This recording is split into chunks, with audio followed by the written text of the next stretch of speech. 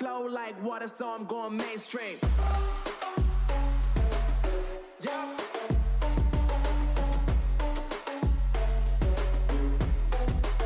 I'm going mainstream. Damn. Flow like water, so I'm going mainstream. Well, here we are again. Oh, how is everyone doing out there now? You enjoying this lovely, weird fucking weather we're getting where it just can't make up its fucking mind? Because it's doing my nut in. It really is. One day is fucking lovely. Yesterday, fucking warm, sunny. Today, what the fuck is this? It's cold and cloudy. What the fuck is all of that?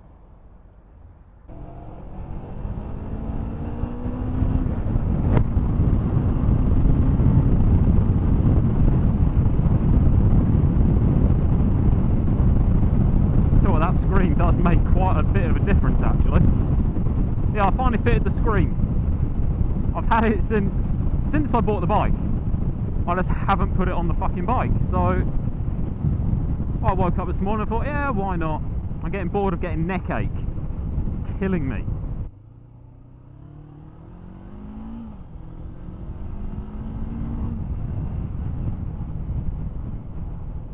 I'll tell you what, actually having that screen there makes the bike feel different.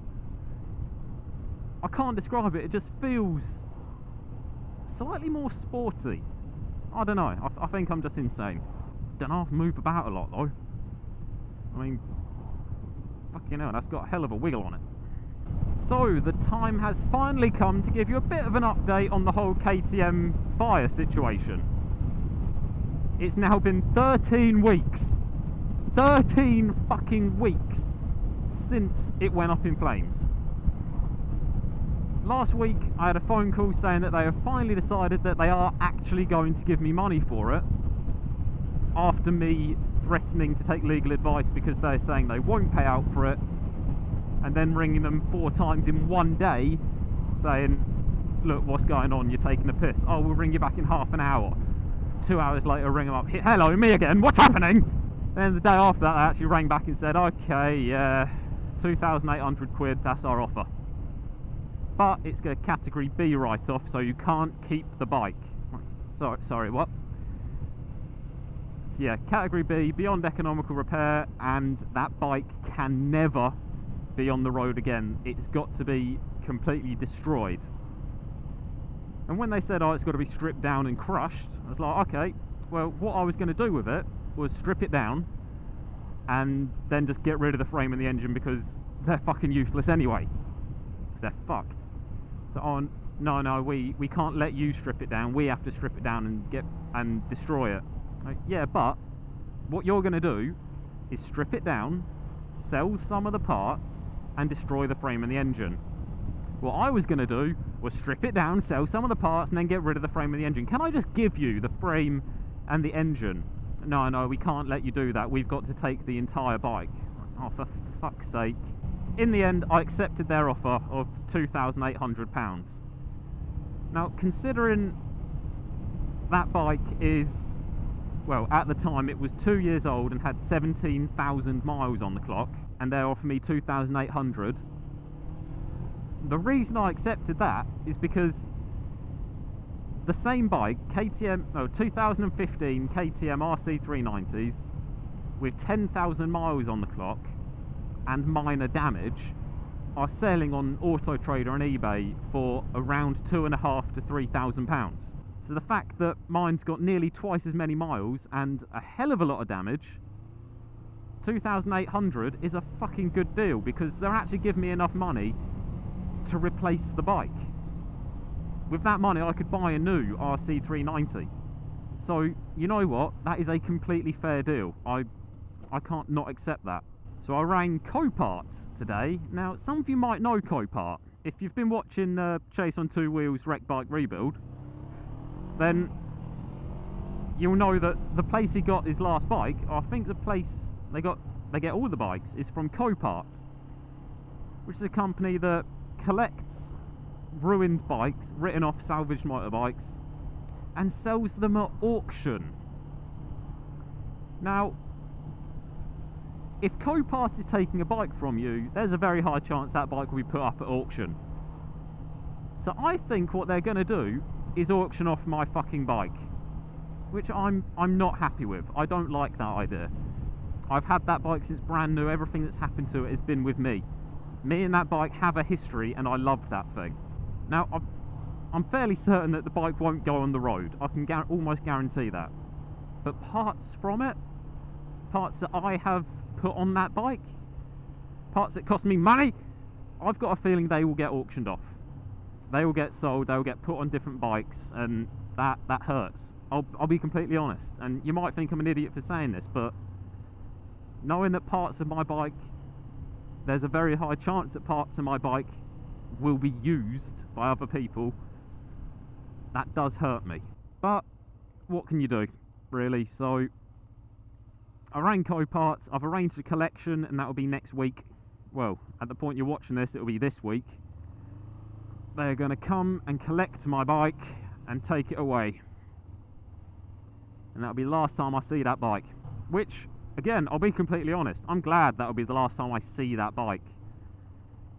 Because for the last 3 months, every morning I've been going out into my garden, starting this bike up, warming it up, getting ready for work, and sat there in my garden is my KTM with this massive gaping hole in the side of it where all the fucking fire was. And it's a depressing sight. It hurts looking at it. So I'm actually quite glad that it's going to be gone. But I wanted a bit of therapy from it. One of the reasons I wanted to strip it down and sell some parts was closure, if that makes sense. Just so that the last thing I did to that bike wasn't put the fire out. I wanted the last thing that I did to that bike to be taking parts off it, doing the one final bit of work to it. But the last thing I'll have ever done to that bike is put the fire out. And again, that hurts. But there is an upside to all of this, and that is, with the money that I will be getting from the insurance, with that £2,800, I lent that further than I was expecting. That money will be a deposit on a new bike, because very soon I will be doing my unlimited license, which means I will be able to ride anything. So, I'm looking at a new bike. Now, I know what some of you are thinking, oh, you're going to get rid of this one and get a new one. No, I'm just going to get a new one. This is a perfect commuter bike. As a winter hack, it is ideal. And if I'm going to be putting over 20,000 miles a year on a bike, I'd rather it was a bike that was 17 years old, and hell, if something's going to go wrong with it, it's going to go wrong and I'll get it repaired, rather than something brand new that I'm then suddenly thinking, okay, I'm doing all these miles on it. There's a very high chance I will come off of it in the winter, because that's happened a few times. And repairing this bike will be a piece of piss. These bikes have been around so long, parts for this bike are everywhere and they are dirt cheap. Whereas if I bought something like a Panigale, if I drop that, that's a lot of money. Whereas this, if I drop it, pick it up, dust it off, carry on. Unless I cause major damage to it, I'm not too bothered. I'll stick some engine bars on it, bit of crash protection so the engine doesn't get fucked. And then if it slides down the road, meh, I've got a second bike. Because that's the other thing. If I've got 2 bikes, if something goes wrong with one of them, I can still get to work, I can still get about. I'm not stuck in my house thinking I need to get this bike repaired. So I'll be keeping this as a nice little commuter / winter hack. And in the summer, I'll be using something new, more fun and a bit more interesting. Because this bike, yeah, it's good. It's annoyingly good. I'll give it that. It is annoyingly good for what it is. But on a fun level, if I'm looking at it as miles per gallon, this doesn't do it. This bike is very much get from A to B. Whereas I need, for the summer, I need something that's a bit more miles per gallon. Something that I can ride for 3 hours, put a massive smile on myself, and yes, have a couple of shit myself moments, because you need that every now and then. And then when I get off of it, as I'm walking away, I turn around and look at it again. Because that's what I did with the KTM. I couldn't walk away from that bike without having one last look. Whereas this, I get off and just walk away because it's just another bike. And I need that something that just puts a smile on my face. So yeah, the money that I'll be getting from the insurance for the KTM will be going on a new toy. Because that's what it will be. This will be the workhorse. And a very good workhorse at that, to be honest. But stick a deposit down on something that's a little more fun. And have that as a weekend toy. If the weather's ridiculously nice one day, I'll ride that to work. But over the winter, fuck, I'll use this. And I've always wanted the choice. I've always wanted to be able to... What the fuck? I've always wanted to be able to walk outside one morning and go, which one am I taking today? I've always wanted that choice. So yes, the KTM will be gone soon. And yes, it was a horrible thing to happen. I mean, really horrible. Horrible thing that happened. It will lead to something even better than that bike. Nice indicator.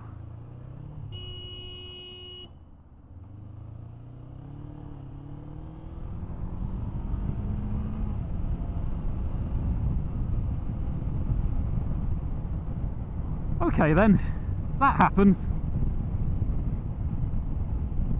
Fair play, he pulled over, apologised and let me go. I like that. He knows he fucked up there. And he said, no mate, sorry, carry on, after you. Thank you. But fucking hell, I locked up my rear tyre there. So anyway, there's the update done. That's what's been going on with the KTM. That's what will happen with it. And soon, oh, it's going to be so good next summer. Next year is going to be a good one, I can feel it. Said that about this year, my fucking bike exploded. But it should be good. So anyway guys, thanks for watching. I hope you've all enjoyed. I'm going to try and get through all this fucking traffic again. So, I'll catch you all in the next one. I'm going mainstream. Mainstream. Flow like water, so I'm going mainstream.